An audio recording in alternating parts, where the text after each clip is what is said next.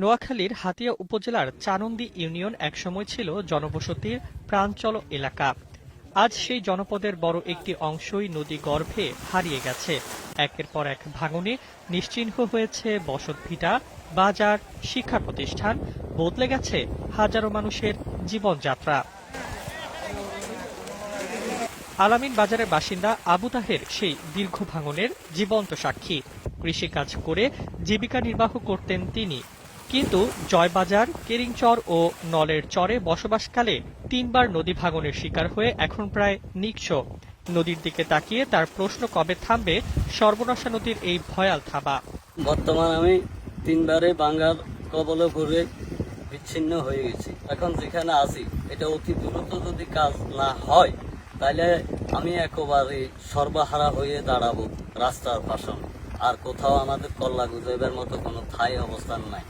স্থানীয়দের ভাষ্য অনুযায়ী গত এক যুগে চানন্দি ইউনিয়নের কেরিংচর, মুজিববাজার থেকে থানার হাট, আলামিন বাজার ও ভূমিহীন বাজার পর্যন্ত প্রায় ২০ কিলোমিটার এলাকা নদী গর্ভে বিলীন হয়েছে। এতে ২৫ থেকে ৩০ হাজার পরিবার ভিটেমাটি হারিয়ে ভূমিহীন হয়ে পড়েছে।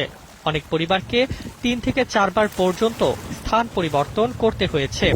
শুধু বসত ভিটাই নয়, নদী গর্ভে হারিয়ে গেছে একাধিক বাজার, মসজিদ, মন্দির, মাদ্রাসা, শিক্ষা প্রতিষ্ঠান এবং গুরুত্বপূর্ণ সড়ক।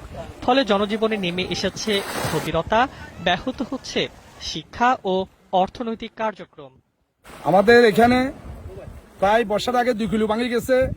এ পর্যন্ত আমাদের প্রায় ২০,০০০ ফ্যামিলি ধ্বংস হয়ে গেছে। যদি এই বর্ষার ভিতরে যদি নদী ভাঙা যদি না হয় তাহলে আমাদের আরো অনেক ক্ষয়ক্ষতি হয়ে যাবে। ৭-৮ ভাঙ্গা দেওয়ার পরে প্রকল্প আশ্রয় নিলাম, নেওয়ার পরে এখন যদি প্রকল্প চলে যায় আমরা কোত্থেকে দাঁড়াবো। আমরা ২ নং চানন্দি ইউনিয়নবাসী নদী ভাঙ্গা সরবরাহ হয়ে গেছি। এখান থেকে নিম্নে এ বর্ষার মৌসুম আসতে আসতে ১২-১৩০০ পরিবার বিচ্ছিন্ন হয়ে অন্য জায়গায় চলে গেছে। এখানে আমাদের এই নদীর প্রকল্পটা বাজেট হয়েছে, বরাদ্দ হয়েছে, কিন্তু পানি উন্নয়ন বোর্ডের এখন পর্যন্ত কেউ আসেও নাই। আমাদের এখানে কেউ দেখেও না যে এই কাজটা কি চলমান আছে, কি চলমান হবে, এ বিষয়ে কোনো এখন পর্যন্ত পানি উন্নয়ন বোর্ড থেকে তদারকি হচ্ছে না। আমাদের প্রধানমন্ত্রী তারেক রহমানের কাছে আকুল আবেদন, ইমার্জেন্সি আমাদের এই নদী শাসনের কাজটা করে। ভাঙন রোধে বহুবার মানববন্ধন ও প্রতিবাদ কর্মসূচি পালন করলেও দৃশ্যমান কোনো পদক্ষেপ না পাওয়ায় ক্ষোভ প্রকাশ করেছেন এলাকাবাসী। তাদের অভিযোগ, নদী ভাঙন ঠেকাতে জিও ব্যাগ ও ব্লক নির্মাণের জন্য সরকার ৬২ কোটি টাকা বরাদ্দ দিলেও এখনো প্রকল্পের কাজ অদৃশ্য কারণে শুরু হয়নি। পানি উন্নয়ন বোর্ড নোয়াখালীর নির্বাহী প্রকৌশলী SM রেফাত জামিল জানান, ওয়ার্ল্ড ব্যাংকের অধীনে চানন্দি ইউনিয়নের থানার হাট বাজার থেকে ভূমিহীন বাজার পর্যন্ত ৬ কিলোমিটার প্রোটেক্টিভ ওয়ার্ক কাজের অনুমোদন হয়েছে। এর মধ্যে ৩ কিলোমিটার কাজের টেন্ডার হয়েছে। দ্রুত সময়ে টেন্ডার প্রক্রিয়া শেষ করে কাজ শুরু করা হবে। নোয়াখালী জেলার চানন্দি ইউনিয়ন নদী ভাঙন প্রবণ এলাকা।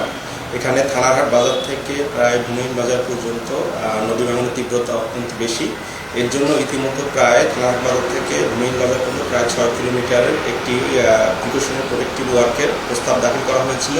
এটি ওয়ার্ল্ড ব্যাংক কর্তৃক অনুমোদিত হয়েছে। ইতিমধ্যে থানারহাট বাজার থেকে ৩ কিলোমিটার দরপত্র আহ্বান করে গ্রহণ করা হয়েছে। এটির মূল্যায়ন চলমান।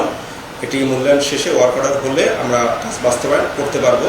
তাহলে দেখা যাবে থানারহাট বাজার থেকে প্রায় ৩ কিলোমিটারের ভাঙনটা কিছুটা লাঘব হবে এবং পরবর্তী ৩ কিলোমিটারের জন্য ডিজাইন কাজ চলমান। ডিজাইন শেষ হলে আমরা পরবর্তী কাজ বাস্তবায়ন করব।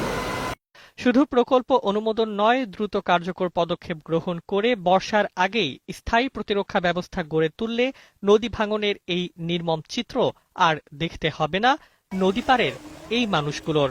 মাহির দাইয়ার, নিউজ ডেস্ক, ২১ টেলিভিশন।